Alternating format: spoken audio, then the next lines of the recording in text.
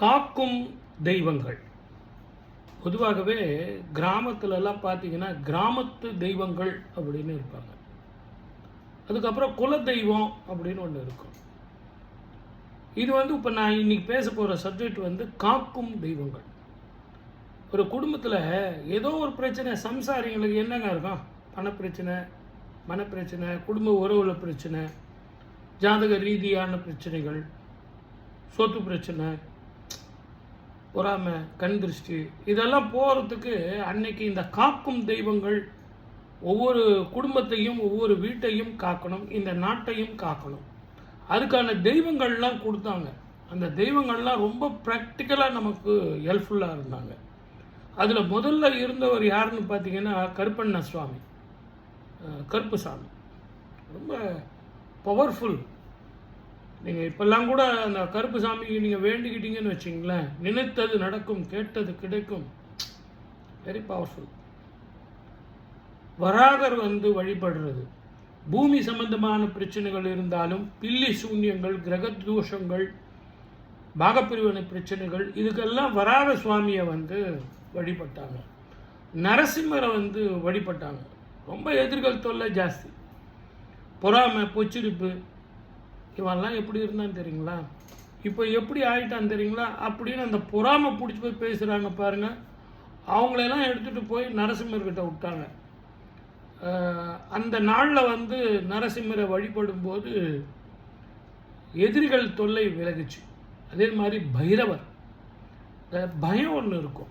ஒரு துஷ்ட தேவதைகள், ஏவல், பில்லி சூன்யம், அதெல்லாம் இருக்கும். அதெல்லாம் போகணும். அதே மாதிரி கடன் பிரச்சனை போகணும், வீட்டில் பணம் லக்ஷ்மி கடாட்சம் வரணும், மன நிம்மதியாக இருக்கணும். முதல்ல எதிரிகள் தொல்லை போனாலே நமக்கு என்ன கிடைக்கும்? நிம்மதியாக ஒரு வேலை செஞ்சு நிம்மதியாக நம்ம வேலைக்கு போயிட்டு அந்த பணத்தை கொண்டு கடனெல்லாம் தீர்த்துட்டு மீதி இருக்கிறத வச்சுக்கிட்டு ஏதோ ஒரு சேவிங்ஸை பண்ணிக்கிட்டு பொண்டாட்டி பிள்ளைங்களை வச்சுட்டு சந்தோஷமாக வாழ்வோம். இதனை இயற்கை. அப்போது அந்த பைரவர் வழிபாடு தேய்பிரை அஷ்டமியில் வழிபடுறதுன்னு இப்போ கொண்டு வந்திருக்காங்க. ஆனால் நான் உங்களுக்கு ஒரு ரகசிய பரிகாரம் ஒன்று சொல்லித்தரேன்.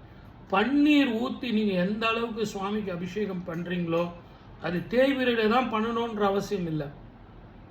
செவ்வாய்க்கிழமை, வியாழக்கிழமை, வெள்ளிக்கிழமை, சனிக்கிழமை, ஞாயிற்றுக்கிழமையில் நீங்கள் பன்னீர் பாட்டில் வாங்கிட்டு போய், நல்ல பன்னீர் பாட்டில், கண்டாமினேட்டட்லாம் வேணாம், நல்ல வசதியான பன்னீரை வாங்கிட்டு போய், நல்ல சுத்தமான பன்னீர்னால தண்ணீர் கலக்காதீங்க. அதனால் நீங்கள் சுவாமிக்கு பைரவருக்கு அபிஷேகம் பண்ணீங்க அப்படின்னீங்கனாலே உங்களுக்கு எதிரிகள் தொல்லை, துஷ்ட தேவதைகள் வீட்டுக்கு வர்றது, ஏதோ பெல் சத்தம் கேட்குது, ஒரு நிழல் என் பின்னாடி நிற்கிது அப்படிங்கிற அந்த மனோபயம்லாம் போயிடும். அதே மாதிரி தான் அனுமன் வழிபாடு. நீங்கள் இந்த அனுமன் வழிபாடு மாத்திரம் பார்த்தீங்கன்னா ரொம்ப சீக்கிரமாக எல்லாருக்கும் வசப்படக்கூடியவர் அனுமன் அப்படின்னு சொல்லுவாங்க. இப்போ இந்த பில்லி சூன்யம், கிரக வழிபாடு, அது மாத்திரம் இல்லாமல் இந்த ஏவல் செய்கிறவங்க எல்லாருமே மேக்சிமம் அனுமனை உபாசனை செய்வாங்க. ஒரு பக்கம் காளியை உபாசனை செஞ்சால் கூட இந்த அனுமனை உபாசனை செய்கிறது எளிமையாக கேட்ட உடனே வந்துடுவார். ஆஞ்சநேயா, அனுமந்தா அப்படின்னு கூப்பிட்ட உடனே வந்துடுவார். அவரை வர சொல்கிறதுக்கு நீங்கள் அவர் பேரை சொல்கிறத விட ராமா அப்படின்னு சொன்னால் போதும், உடனே இவர் நிற்பார். ராமன் வர்றதுக்கு முன்னாடி அந்த இடத்துக்கு அனுமன் வந்துடுவார்.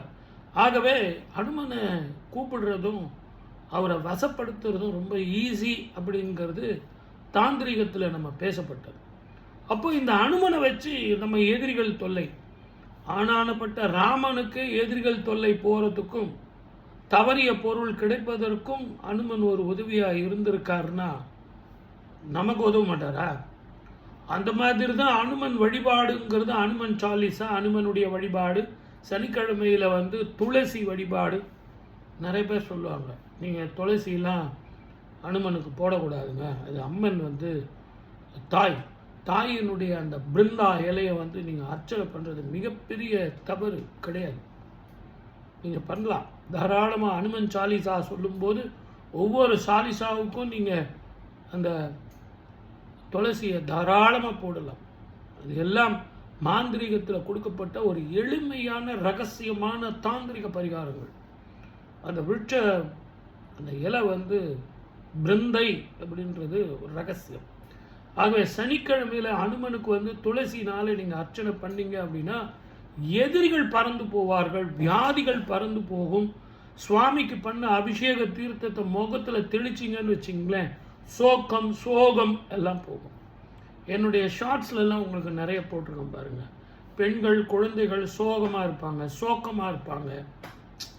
ஆண்கள் வந்து எங்கெங்கோ நம்ம போயிடுறோம், ஆனால் பெண்கள் வந்து வீட்டிலே இருக்காங்க.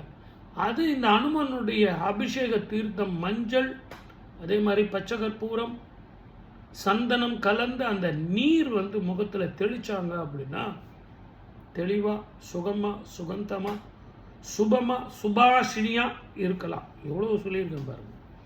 அதே மாதிரி தான் காளி வழிபாடு. ராமகிருஷ்ண பரமஹம்சர் காளியை வழிபட்டு எப்படியெல்லாம் நமக்கு வழிகாட்டினார் அப்படிங்கிறது தெரியும். ராகு கேதுவுக்கும் செவ்வாய்க்கும் இந்த துஷ்ட தேவதைகள் எல்லாருக்குமே அதிபதியாக இருக்கக்கூடியவள் ஒரே ஒருத்தர் தான் காளி. நீங்கள் நவகிரகங்களில் யார் யாரோ பலம், குரு பலம், செவ்வாய் பலம் அப்படின்னு நீங்கள் நினச்சிருக்கீங்க. இல்லவே இல்லை. ராகு போல மிகப்பெரிய பலம் உள்ள கிரகம் வேறு எதுவுமே கிடையாது. அப்படிப்பட்ட ராகு பலத்தையும் வீழ்த்தக்கூடியது தான் காளியினுடைய உபாசனை, காளியினுடைய பூஜை. அந்த மாதிரி கல்கட்டா காளி, சிதம்பரம் தில்லை காளி, எத்தனையோ காளி. ஒவ்வொரு ஊரிலையும் ஒவ்வொரு காளி, ஒவ்வொரு தாயும் நமக்கு காளியாக காட்சி தருவாள். இந்த காளி வந்து ஒரு ஊரில் இருக்கா அப்படின்னா தப்பு செய்கிறவன் தான் பயப்படணும். நியாயத்துக்கும் தர்மமும் செய்கிறவன் பயப்பட வேண்டிய அவசியமே கிடையாது. எங்கள் அம்மா நாக்கை துருத்திக்கிட்டு இருக்கா, கையில் கபாலத்தோடு இருக்கிறாள், கையில் கத்தியோடு இருக்கிறாள், நான் அவளை பார்த்து ஏன் பயப்படணும்? தப்பு செய்கிறவன் துஷ்டன் வந்து அரக்கன் வந்து பயப்படணும். நான் வந்து அவளோட மகன், தர்மத்தோடு நடப்பவன், நியாயத்தோடு இருப்பவன், நான் பயப்பட வேண்டிய அவசியமே இல்லை. அப்போ அந்த கோர ரூபினி நமக்கு சாந்த ஸ்வரூபினியாக காட்சி தருவாள். இது நீங்கள் நல்ல ஞாபகம் வச்சுக்கணும். அதனால காளி வழிபாடு, காளி உபாசனை காக்கும் தெய்வத்தில் ஒருத்தியாக தலைவியாக இருந்தாள். அகோரமூர்த்தின்னு சொல்லக்கூடிய சுவாமி முருகன். எப்படிப்பட்ட முருகன் நமக்கு வாழ்க்கையை தருவார், எப்படிப்பட்ட சிவன் நமக்கு வாழ்க்கையை தருவார் அப்படின்னா, சிவபெருமான் அகோர மூர்த்தியாக இருந்து உங்கள் குடும்பத்தில் அகோரத்தெல்லாம் செய்யக்கூடியவர்களை வந்து பஞ்சா தாங்கக்கூடிய இடம் திருவெண்காட்டில் இருக்கார். அதே மாதிரி தான் முருகன் திருச்செந்தூரில் வந்து துஷ்ட நிகிரகம். அங்கே செய்யக்கூடிய யாகத்தில் எல்லாரும் போய் எதிரிகள் தொல்லை போகணும் அப்படின்னு சொல்லிட்டு அவங்க எல்லாம் பண்ணிட்டு இருப்பாங்க. அது தவறு. அங்கே என்ன அந்த யாகத்தினுடைய சூக்ஷ்மம் அப்படின்னு தெரிஞ்சு செய்யணும். அதே மாதிரி தான் காக்கும் தெய்வங்கள் தமிழ்நாட்டை பொறுத்த வரைக்கும் இல்லை, இந்த உலகத்திலேயே காக்கும் தெய்வங்கள் மிக எளிமையாக நம்ம வாழ்க்கையா உணவு முறையில் தேன் கலந்து, கூழ் கலந்து, திணை மாவு கலந்து, திணையோடு சேர்ந்த தேன் கலந்து, வேப்பிலை கலந்த கூழோடு எவ்வளோ திடகாத்திரமாக இருக்கணும். முதல்ல நம்ம திடகாத்திரமாக இருக்கணும். எதிரியை பார்த்தோன்னே நம்மனா அவன் நம்மளை ஏறி மெரிச்சிடுவான். நம்ம ஏறி நிற்கல அவன் வந்து குனிஞ்சிடணும். அப்போ நம்ம என்ன பண்ணோம்? யாருக்கு தான் உடம்பு சரியில்லை, யாருக்கு தான் கிரகம் சரியில்லை, யாருக்கு தான் பிரச்சனை இல்லை, ஆனால் எனக்கு என்ன மனக்கவலை, என் தாய் கன்றோ தினம் தினம் என் கவலை. காக்கும் தெய்வம் இருக்கும்போது என் குலத்தையே காப்பான், என்னை காப்பான், என் குடும்பத்தை காப்பான்ங்கிற நம்பிக்கை இருந்ததுன்னா வாழ்க்கையில் வெற்றி பெறலாம். அதுதான் இந்த நிகழ்ச்சி. சப்ஸ்கிரைப் பண்ணிங்களா, ஷேர் பண்ணிங்களா? எளிமையான பரிகாரமே பண்ணலாங்க. உங்கள் ஜாதகத்தை பார்ப்போம், நிறைய பேசுவோம். சப்ஸ்கிரைப் பண்ணுங்கள், கமெண்ட் பண்ணுங்கள், இன்னும் பேசுவோம்.